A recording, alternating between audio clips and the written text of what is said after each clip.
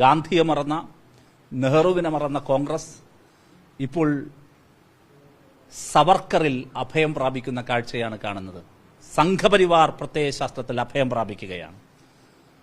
കേരളത്തിൽ അത് സാധിക്കാതിരിക്കുന്നത് കേരളത്തിൽ ഇടതുപക്ഷത്തിന്റെ കരുത്തുള്ളത് കൊണ്ടാണ്.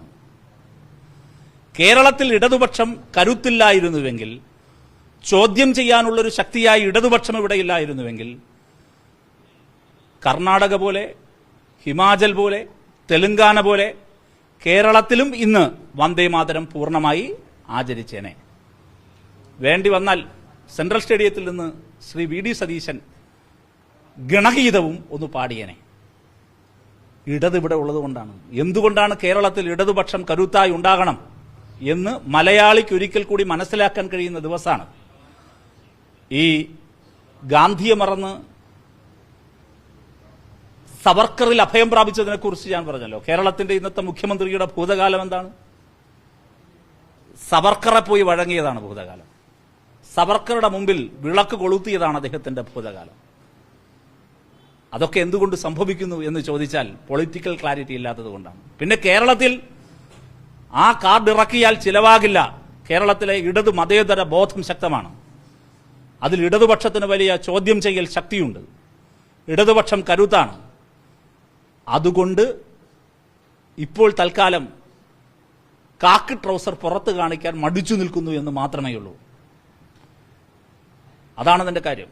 ഇല്ലെങ്കിൽ ശ്രീ വി ഡി സതീശനെല്ലാം നമ്മുടെ ഡി കെ ശിവകുമാർ ആലപിച്ചതുപോലെ ഗണഗീതം പാടുന്ന കാഴ്ച കേരളം കാണേണ്ടി വരുമായിരുന്നു. കോൺഗ്രസിനെ അടിമുടി ബാധിച്ചിരിക്കുന്നത് പ്രത്യയശാസ്ത്ര ശൂന്യതയാണ്, പൊളിറ്റിക്കൽ ക്ലാരിറ്റി ഇല്ലായ്മയാണ്. അതുകൊണ്ട് ഒരിക്കൽ കൂടി കോൺഗ്രസ് അവരുടെ രാഷ്ട്രീയ ക്ലാരിറ്റി ഇല്ലായ്മ എക്സ്പോസ് ചെയ്യപ്പെട്ടിരിക്കുന്നു. കേരളത്തിൽ ഇടതുപക്ഷം എന്തുകൊണ്ടാണ് ഉണ്ടാകേണ്ടത്, എന്തുകൊണ്ട് കേരളത്തിൽ ഇടത് കരുത്തോടെ നിലനിൽക്കണം എന്ന് ഒരിക്കൽ കൂടി മതേതര കേരളത്തിന് മനസ്സിലായ ദിവസമാണ് ഇന്ന്. ഇത്രയുമാണ് നിങ്ങളുടെ വിശദീകരിക്കാൻ.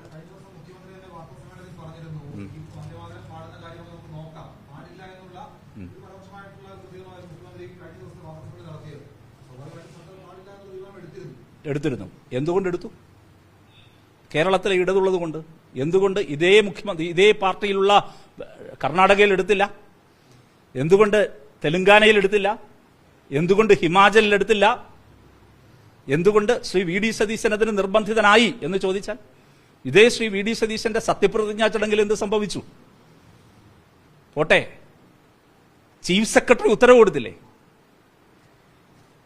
സത്യപ്രതിജ്ഞാ ചടങ്ങിൽ സംഭവിച്ചു, ചീഫ് സെക്രട്ടറി ഉത്തരവ് കൊടുത്തു.